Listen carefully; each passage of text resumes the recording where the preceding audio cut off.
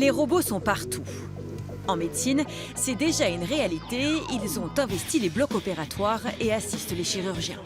La précision que nous avons avec ce type de robot, la vision en 3 dimensions, nous aide à faire ces opérations longues et complexes. Près d'1 700 000 patients sont passés entre les mains de ce robot Da Vinci, spécialiste des tumeurs. Dans la région, Tours et Orléans se sont offerts ce petit bijou technologique pour la modeste somme de 2 millions d'euros. C'est la grande technologie à la portée de tous. C'est-à-dire qu'on est déjà dans le futur. Le futur, justement, parlons-en. L'impact actuel et futur de l'automatisation sur les emplois devient de plus en plus concret.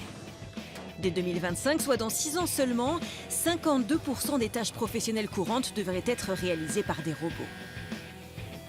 Ça fait peur quand même, hein, avec tout ce qu'on voit comme robots et tout. Je pense que pour l'avenir, c'est pas beau, quoi. Dans les fermes, aux caisses de nos supermarchés ou même au péage, les robots ont déjà remplacé certains humains.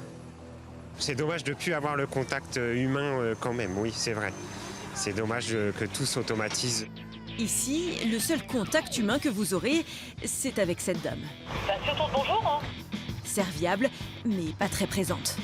Est-ce que vous êtes sur site au cas où il y a un problème? Ah non, pas du tout. Je peux vous aider? Pas vraiment, et c'est bien le problème. D'ici 2022, 75 millions d'emplois pourraient disparaître à cause de l'automatisation. Et on vous avoue qu'on fait pas les malins parce qu'ici aussi à France Télévisions, on connaît ça.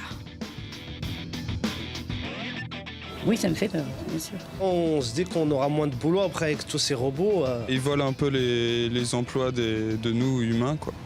Parmi les secteurs les plus touchés, la comptabilité, le secrétariat, les centres de gestion des clients, les services postaux ou encore le secteur logistique. À Boigny-sur-Bionne, dans le Loiret, les investissements récents sont très conséquents pour le plus grand bonheur de la société Alstef, où nous emmènent Alain Eudes et Pierre-Dominique Lepé. Voici ce que cachent les très grands entrepôts que vous apercevez en bordure des autoroutes de la région. Une armée d'automates et de robots qui changent le visage du secteur logistique. Ce sont des solutions techniques à des exigences de productivité, conçues dans la banlieue d'Orléans, chez l'un des leaders de l'automatisation industrielle. Ça fonctionne notre affaire.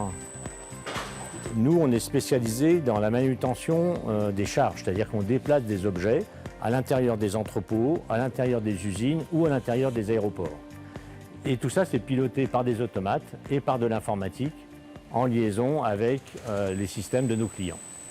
Une activité en forte croissance qui explique le récent rapprochement d'Alstef avec le breton BA Robotic System pour former une holding pesant plus de 100 millions d'euros de chiffre d'affaires et plus de 500 salariés. Donc là, il faut peut-être le zoomer un peu parce que là, personne ne va voir qu'il y a un robot. Et pour maintenir sa position sur le marché français et s'affirmer en Europe, Alstef mise sur la recherche de solutions robotiques complexes. L'avenir de la logistique est à la collaboration entre le robot et l'humain sur un même poste de travail. Alstef est voué à accompagner la mutation accélérée de ce secteur. Effectivement, il y a une accélération de la transformation sur toute la supply chain, du fait du e-commerce, du fait de l'évolution des clients qui demandent des objets de plus en plus différenciants, livrés de plus en plus vite. Des contraintes qui induisent des réponses ayant un impact social.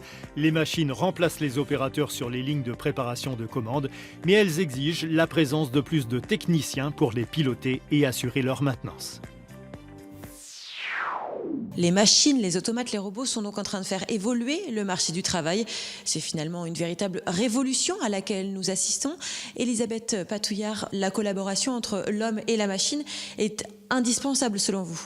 Oui, tout à fait. C'est en alliant la puissance de répétitivité, la puissance de calcul de la machine avec finalement l'inventivité et l'adaptation de l'homme qu'on arrive à faire des produits qui correspondent bien aux besoins des clients de façon fiable, avec une bonne qualité. Et donc finalement, c'est créateur d'emplois? Oui, tout à fait, puisque les fournisseurs, ceux qui installent les machines, ceux qui accompagnent les entreprises doivent embaucher aussi des spécialistes dans ces domaines-là. Ça va vraiment du simple système de caméra jusqu'aux robots complexes et complexes. Ce sont les entreprises qui intègrent le plus de numérique qui finalement gardent le plus d'emplois industriels.